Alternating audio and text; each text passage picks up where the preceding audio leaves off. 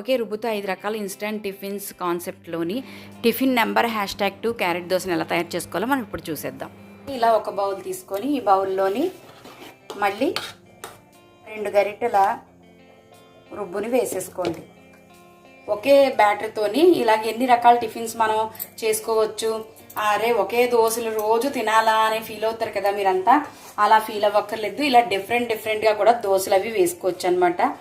So ఇప్పుడు ఈ రుబ్బులోని ఇగో చూడండి, సన్నగా తరిగిన క్యారెట్ తురుము వేసేసుకోండి. 2 గరిటెలకి ఒక చిన్న క్యారెట్ తురుము సరిపోతుంది. ఇలా క్యారెట్ తురుము వేసుకున్నాక దీన్ని బాగా కలిపేసుకోండి. సాల్ట్ కానీ రుబ్బులో సరిపోకపోతే మీరు మళ్ళీ సాల్ట్ వేసుకోవచ్చు, నో ప్రాబ్లం. క్యారెట్ దోశలు అయితేనండి అసలు చాలా అంటే చాలా బాగుంటాయి. మీకు వేసి చూపిస్తాను కదా, మంచి రెడ్ కలర్లో వస్తుంది దోశ కాలేక. తినడానికి కూడా చాలా టేస్ట్గా ఉంటుంది. మా పిల్లలకు చాలా ఇష్టం అండి ఈ క్యారెట్ దోశది వేస్తే, చాలా ఇష్టంగా తినేసేవాళ్ళు. నాకు ఈ టిఫిన్స్ వీడియో తీస్తుంటే నా పిల్లలు ఇద్దరే గుర్తొస్తున్నారు. ఎందుకంటే వాళ్ళకి ఇలా వెరైటీ టిఫిన్స్ చేసి పెట్టేదాన్ని ఇక్కడ ఉన్నప్పుడు.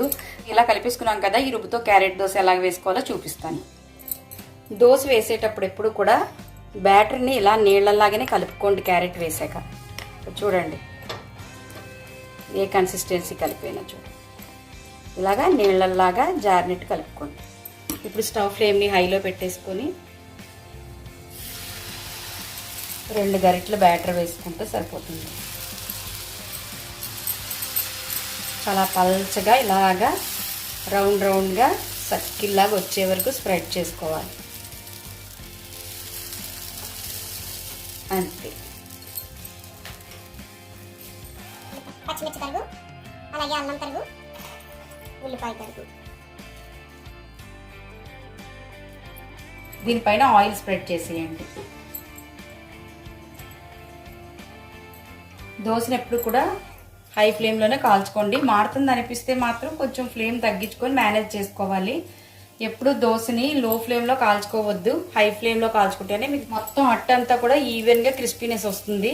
సో ఇలా వేసిన తర్వాత కొద్దిగా ఉల్లిపాయ ముక్కల్ని ఇలాగా దోశలోకి ఇలాగా టచ్ చేయండి, లోపలికి ఇలా నొక్కండి. ఇలా పెనాన్ని అటు ఇటు జరుపుకుంటూ నేను దోశలు కాల్చేస్తాను. క్రిస్పీగా కాలిపోయింది. ఇప్పుడు దీన్ని మనం రోల్ చేసుకుందాం. ఈ దోశని ఇలా రోల్ చేసుకుంటే బాగుంటుంది. చూడండి కలర్ ఎంత బాగా వచ్చిందో.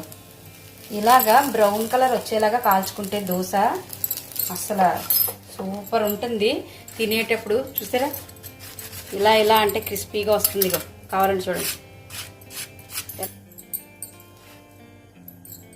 చూడండి వేడి దోశని ఇలా బొంబాయి చట్నీతో సర్వ్ చేసుకుంటే బాగుంటుంది. క్యారెట్ దోశ చూసారు చూడండి, క్రిస్పీగా ఉండే క్యారెట్ దోశ. ఇప్పుడు అలాగే క్యారెట్ దోశ తయారు చేసి మీ వాళ్ళందరికీ వేడివేడిగా వడ్డించేయండి.